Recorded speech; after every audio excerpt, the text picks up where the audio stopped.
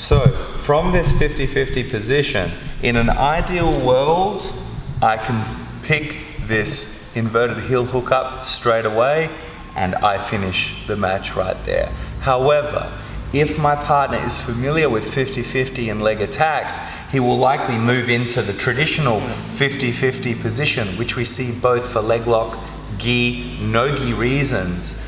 And now this is very much a 50-50 proposition, okay? Hence the name 50-50. Now that's fine, great odds, 1 for 1, but remember in jiu-jitsu we're trying to get control, so we don't want these odds. So the way to improve your odds is to take away your own risk. So right now, if I get his legs apart, I have him in the inverted heel hook, and that's my real money move from this position. However, Jake has equal access to mine, and so I don't want to play that game. Maybe that I'm so focused on this that I forget about my heel and Jake just ends my career like that. So what I need to do is even the odds, and I need to not even them, I need to shift them drastically in my favor. And this isn't about increasing my attacking odds, because even though that I might be confident in attacking, he can still just destroy my knee like that. I want to make sure that I eliminate my risk, because this is all the attacking chance I need. I don't care who this is. I'm going to finish on this heel. However, I need to make sure he can't finish on mine, because these are such dangerous techniques that even if my partner is not as an experienced or knowledgeable practitioner as me, I must make sure he can't get a hold of my heel, because even someone who doesn't know what they're doing can likely injure me, perhaps permanently. So how do we increase the odds and decrease the odds of him getting my knee and destroying it while maintaining my odds of finishing him? Very simple.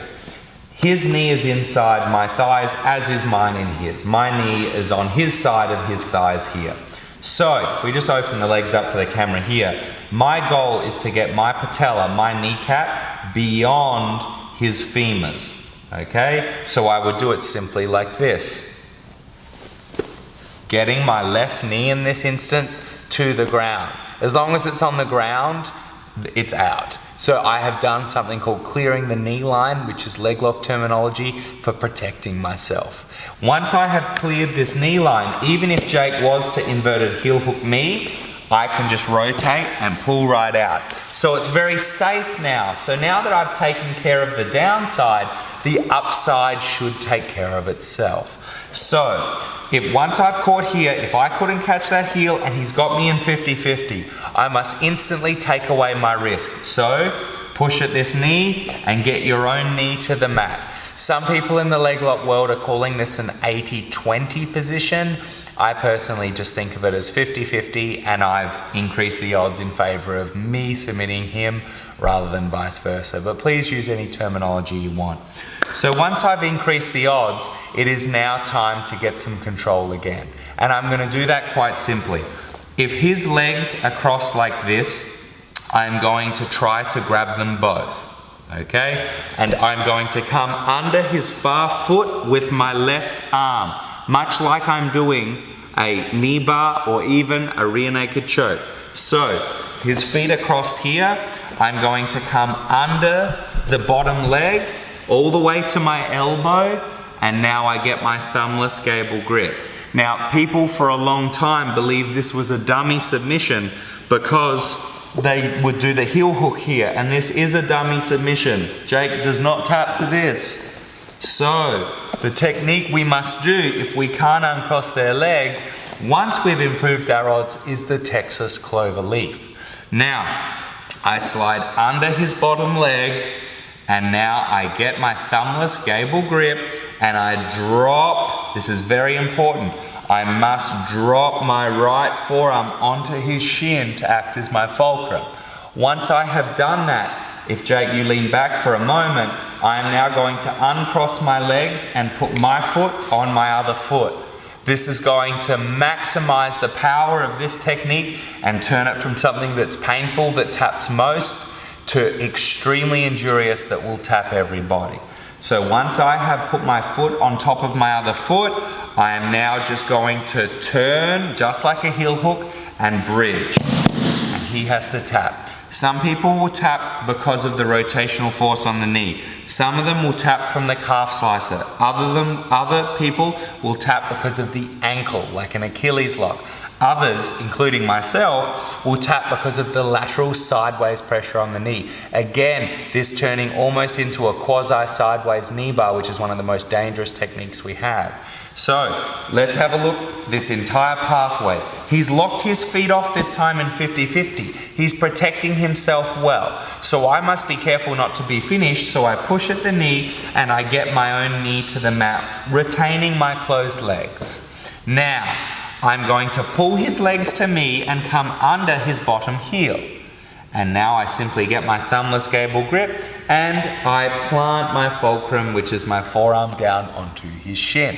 I get my other foot and I clamp it on top of my other foot, which not only protects me, but also absolutely, drastically maximizes the power of this Texas Cloverleaf submission. And then I twist and bridge, and he is forced to tap. Some people call this position a leg knot, although I prefer the terminology of Russian leg knot for a position we're getting into in a moment, so I prefer Texas Cloverleaf position. The Texas Cloverleaf submission. My instructor Carlos Machado is in Texas, so naturally the Texas Cloverleaf is the name I choose. So, once from this 50-50 position that we have cleared our own knee line to the mat and we have got our Texas Cloverleaf position, we are now, if for some reason we can't get a tap, we can look at going back to the heel hook. So, patients will often expose this inverted heel hook, but if we need to force it, we can be squeezing this Texas Cloverleaf submission as hard as we can, and then we let go, push his foot off, and now go for our inverted heel hook again, which is of course our #1 submission. This is an absolute kill position.